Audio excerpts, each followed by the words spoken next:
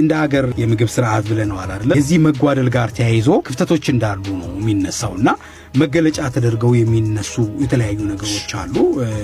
ጉዳቶቹን የሚያንጸባርቅበት ሁኔታ አለና እሱ ላይ እስኪ ተወሰነ ጥሩ ጥያቄ ነው። አሁንም ሰዎች ሄደው ምንድነው በሽታውን ሳይሆን ምልክቱ ላይ ትኩረት ያደርጋል። ለምሳሌ የስርዓተ ምግብ ምልክቶች ብለን የምናያቸው መቀንጨር ነው አንዱ። አገራችን እንግዲህ መቀንጨር ወደ 40% ነው። ይሄ የስርዓቱ በትክክል አለመስራት ያመጣው ነው ውጤቱ ነው ማለት ነውና አንዱ ጎሏል ብለው የሚጠበቀው መቀንጨር፣ መሟሸሽ፣ ከክብደታች በታች መሆን አለና ከዛ ውጪ ደግሞ በከተሞች ላይ ደግሞ ክብደት እየጨመረ መጥቷል። በአንድ በኩል ፓራዶክሱ ወይም ተቃርኖ የሚገርም ነው።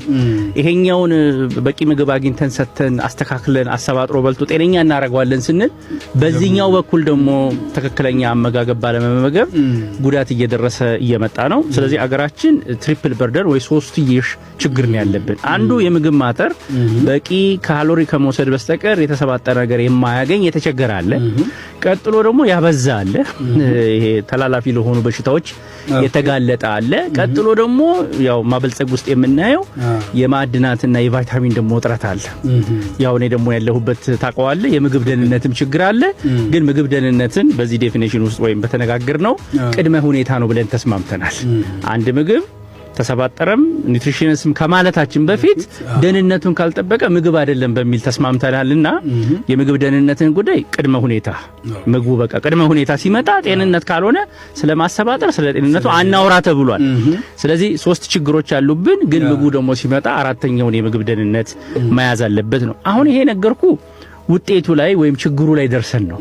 ግን ለዚህ የዳረገን ምንድነው ነው አስቀድሞ ይሄ ደግሞ መነሻው ምንድነው? የምግብ ስርዓት ችግር ነው። በቂ ምርት አለው ይሄ አይደል? አንዳንድ ሰዎች መቀንጨርን እናጥፋ እንላለን በ2030 ለማጥፋት ግን ምግብ ስርዓቱ ላይ መስራት ያለበት ስራ አለ። በቂ ምግብ ሊኖር ይገባል። ማሰባጠር ሊኖር ይገባል። ዋጋው ሊረክስ ይገባል። አሁን ያው ሸማቾች ይያል ምንጮ ባምር ጠላው ወይ ላላበሻ ባገኝ እኮ መበላውን አቀዋለሁ ግን ዋጋው ካቅሜ በላይ ሆኖብናል። ተደራሽነት፣ ፍትሃዊነት የሚሉ ጥያቄዎች ከዛ ውጪ ደግሞ በትክክል ያመረነታቸው ከ50% በላይ ባክነው ይቀራሉ። ፖስት ሃርቨስት ወይም በድርሃም ብረት ምክንያት ይጠፋል። ቀጥሎ አናቀነባብርም። ጥቂት ምርቶች ናቸው እንግዲህ አገራችን ምን ያህል ምርት ነው ምግብ ከውጪ የሚመጣው።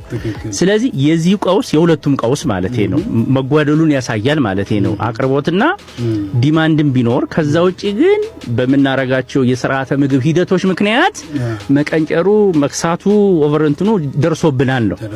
ስለዚህ እዚህ ውስጥ ማምጣት ከፈለግን ሁለቱንም አቀናጅተን መስራት አለብን ነው። የምግብ ስርዓቱን ስርዓተ ምግቡ ላይም ካልሰራን በስተቀር የምንላቸውን መገለጫዎችን አናመጣም ነው። ከዛ ውጪ መታየው ነው እንግዲህ ቱሪስት መጥቶ ኢትዮጵያ ውስጥ ምግብ ይጠቀማል ወይ የምትለው ንግድ ውድድር አለ ወይ ምልክት ተጽፏል ወይ ቁጥጥር አለ ወይ? ስለዚህ እንትኑ ከምታስበው በላይ በጣም ሰፊ ነውና ግን የችግሩን ክፍተት ማሳያዎች እነዚህ ናቸው መገለጫዎቹ ማለት ነውና አገራችን ጥሩ የሰራቸው ብዙ ስራዎችን ቢኖሩ በዛው ልክ ግን ያልቀነሱ ችግሮች አሉና እነሱ ላይ ለማስተካከል ወይም ለማሳለጥ እነዚህ ነገሮች በጥቅል ማየት ይፈልጋል። በታትነን ሁላችንም ከምንሮጥ በጥቅል ማየትና ሲስተም ወይም በሲስተም ማየት አለብን ተብሎ የታሰበ ነውና ትክክለኛ ጥያቄ ነው።